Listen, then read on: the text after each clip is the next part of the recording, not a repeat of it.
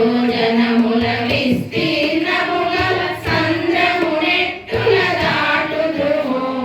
జానకి నెట్టుల చూచెదమనుచు దుఃఖమునొందిరి కపివరులు ఉత్సాహంబును కలుగజేసిరి హనుమను అందరు కీర్తించి ఆంజనేయుడా మహేంద్రగిరిని కరచరణంబుల వందించి దేహము పెంచే అతివేగంబున ఆకాశంబున విహరించే కులయుగంబున పర్వతంబులు రెక్కలు కలిగి గగనమున విహరించుచు భయభ్రాంతులు గొల్పగమునులా ఇంద్రుని ప్రార్థించ దేవరాజు తన వజ్రాయుధములో అన్నిటి రెక్కలు ఖండింప మైనాకంబను గిరిరాజంబును వాయుదేవుడు కాపాడే పాదాలంబున వహించు తనుజులు పైలోకములకు రాకుండా నింపుమన అలసట తీరగనాపై నిలువని ఎదురుగా నిలిచెను గిరిరాజు అనిల కుమారుడు ఆనందించి జానకి మాతను చూచిన కాని విశ్రమించనని బయలుదేరగా సంతసించిన దేవతలు మునులంతా ఆ పవనాత్మజుని దీక్షను పరీక్ష చేయగను నాగరజనయాసురసాదేవిని ప్రార్థన చేసి పంపిరిగా వికృత రూపము దాచిన సురస గుహవలె నోటిని తెరిచెనుగా నోటిని దాటి పోలేరెవరని హనుమకు అడ్డుగా నిలిచెనుగా సూక్ష్మ రూపమును ధరించి మారుతి సురస నోటిలో తుచ్చుకొని అతివేగంబున బయలు వెడలగా గంధర్వాదులు హర్షించే నేని నీడను వట్టినాగడి సింహయనడు రక్కసిని సంహరించి ఆ సమీరసుతుడు సాగర తీరము చేరెనుగా త్రిపుర పర్వత శిఖరమునన్న లంకను చేరి లంకినిని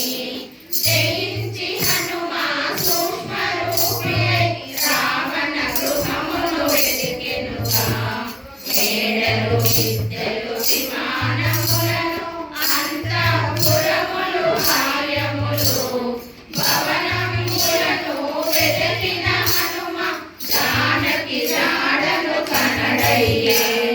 అశోకవనిలో వృక్షము కిందను రక్షసి మూలల మధ్యనను చిక్కినను బహుచక్కగనున్న సీతామాతను చూసెనుగా అతి దుఃఖితయగు ఆ వైదేహిని తననే వరించి చేరమని వారించెను ఆ రావణునంతా చూచెను వృక్షముపై నుండి రాణులు ధర్మములెన్ని చెప్పినను రావణులేమయో వినకుండే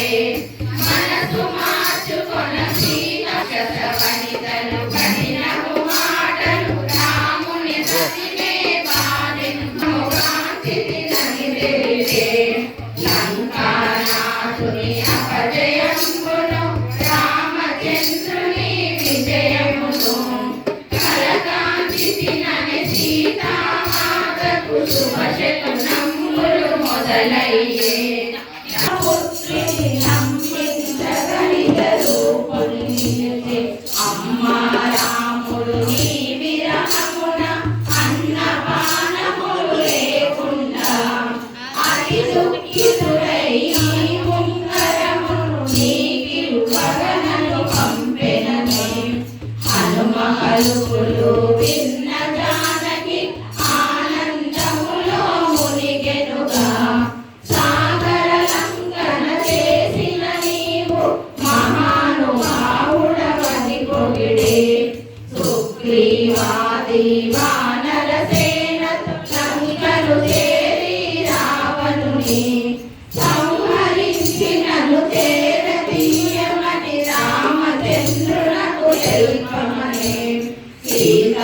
మరియు తన గుర్తు కొరకును కాకాసురుని కథ తెలిపి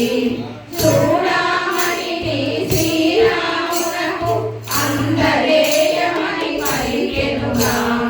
అంజని సుతుడు ఆనందముతో వృక్షము అన్నిటి తీర్చెనుగా. అశోకవనని ధ్వంసము చేసి రావణ సేనల వధించే రావణ సుతులకు